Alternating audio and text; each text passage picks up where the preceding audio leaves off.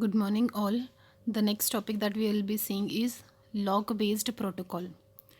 See, here to achieve consistency, isolation is the most important idea. So, locking is the simplest idea to achieve isolation. Locking will be the simplest idea to achieve the isolation. That is, first obtain a lock on a data item, that then perform a desired operation, and then will unlock it. That is the locking. So to provide better concurrency along with isolation, we'll use different modes of lock. Provide the better concurrency along with isolation, so we'll be using different modes of lock, that is exclusive lock and shared lock. So exclusive lock, the data item can be both performed for, can be both opened for reading and writing. Here exclusive lock is used for both reading and writing. So the instruction used is lock of x. The command that it is used is lock x instruction. In shared s given by s mode, the data item can only be read. Here s lock is requested using lock of s instruction. So this is a command used to lock. So similarly, if we want to unlock it, we can use unlock of x, unlock of the data item, and unlock of the data item used for sharing. Similarly, for both we can use unlock. So lock requests are made to concurrently control manager.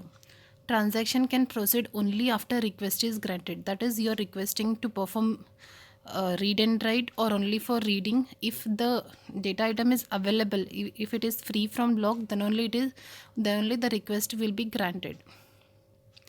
So here we'll see the lock compatibility matrix. So this is for shared and exclusive.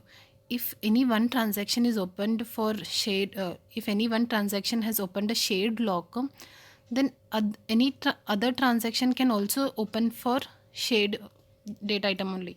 Suppose any one transaction has opened a data item for reading, so any other transactions can also open for reading on the same data item. So it is given as true. For shared, it is true with any other transaction sharing.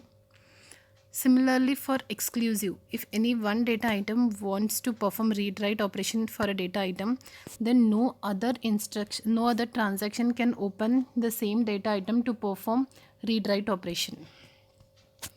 If suppose if one transaction has opened for reading, that is shared lock, then any other transactions can also open the same data item for reading. Similarly, if one transaction is opened for exclusive lock on a data item, that is for read write purpose, then no other transaction can open the lock for reading and writing purpose, that is either shared or exclusive. A transaction may be granted a lock on an item if the requested lock is compatible. If the lock is free, that is if the lock, any lock is applied on a data item, then that data item has also been unlocked, then it can be given the lock. Like any number of transactions can hold shared lock on an item, as said before. But if a transactions hold an exclusive on an item, no other transactions may hold any lock on the item. If a lock cannot be granted, the requesting transaction is made to wait till all the incompatible locks held by other transaction have been released. That is, if a lock has been given to any one particular data item, then it has to wait for that to get unlocked. When it is unlocked, then other transactions can again open the same data item, can keep a lock on the data item and use for processing. So here there is an example for only transaction T2, where a shared lock is applied on a data item A, where read is done, and again unlock on A. Similarly, shared lock is applied on B data item, where reading is performed, and again we are going to unlock. Then operation done is display of A plus B.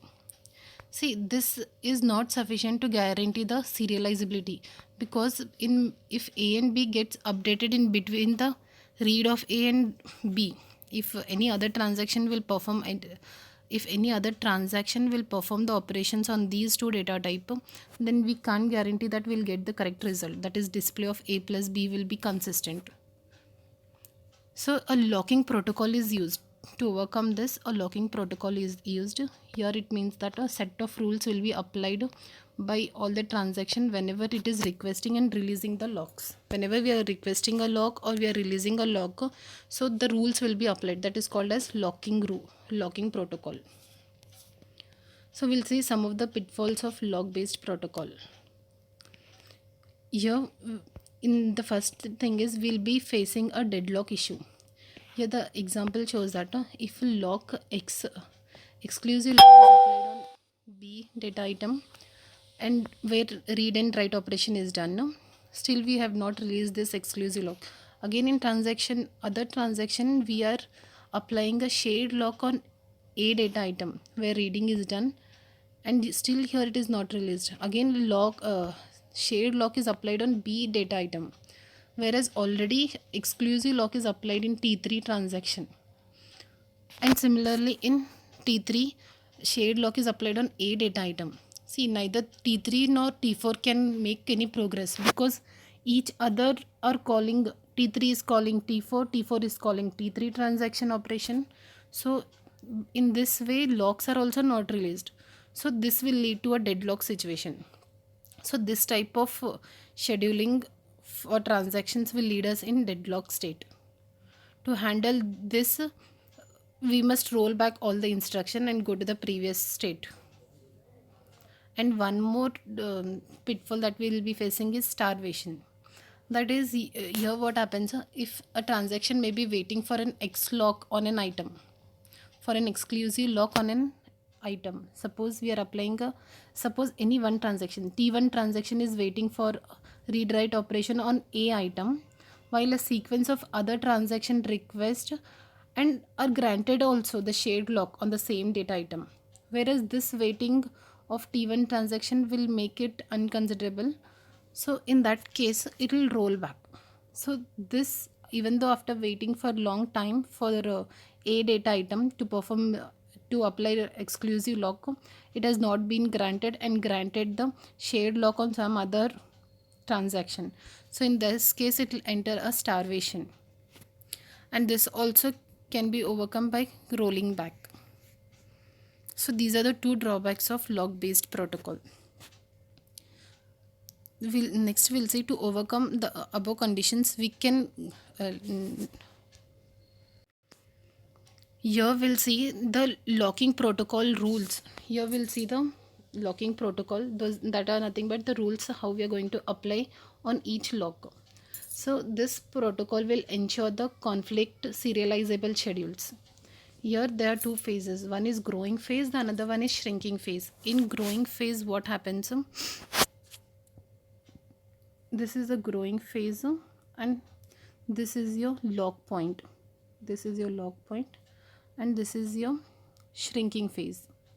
So when the transactions may obtain, in this the transaction will obtain a lock and it will not release any lock. As it is climbing up, it will only take the lock and go up.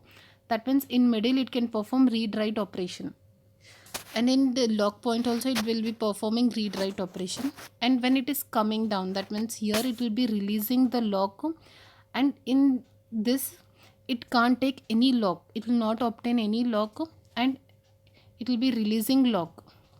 In the growing phase it has obtained a lock and it will not release lock when it is climbing, and when it is coming down here it is going to release the lock and it will not obtain lock. So in middle the operations are done. These are our growing phase and shrinking phase. Here the protocol assures serializability, that it can prove that the transaction can be serialized in the order of their lock points. As if they are following these two rules, then we can assure that we'll get the serializability in the schedules. And two-phase locking doesn't ensure the freedom for deadlocks. Even if we are having this type of locking, two-phase locking, here we can't guarantee that we'll be free from the deadlocks. In such situation also, it might not release the data item, like it might not release the data item which has been locked up. So it might lead us to in a deadlock state. That is like A is requesting for B and B is requesting for A. but both the cases lock has not been released, so it will enter the deadlock. So this we can't guarantee even though if we are using two-phase locking. Cascading rollback is possible under two-phase locking. So to avoid this, follow a modified protocol called strict two-phase locking. So here in strict two-phase locking, what is happening? Here on a read operation, we are going to whatever in strict two-phase, what we will be doing, if any read write operation is being done on an exclusive lock, that is on an exclusive lock, or all the operations after doing, we'll first commit there. Then we'll go for the other transaction to execute.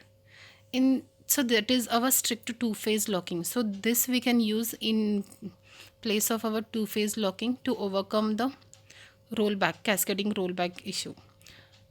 And one more is rigorously two-phase locking. In rigorous two-phase locking, it is similar to a strict two-phase locking, that is we'll be applying commit on exclusive lock as well as on shared lock in rigorous two-phase locking.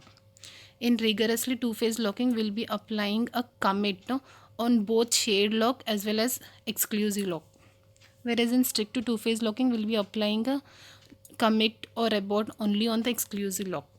So these two rules also can be used to overcome the issues like cascading rollbacks or any system failure or from deadlocks or starvation or dirty read problems also.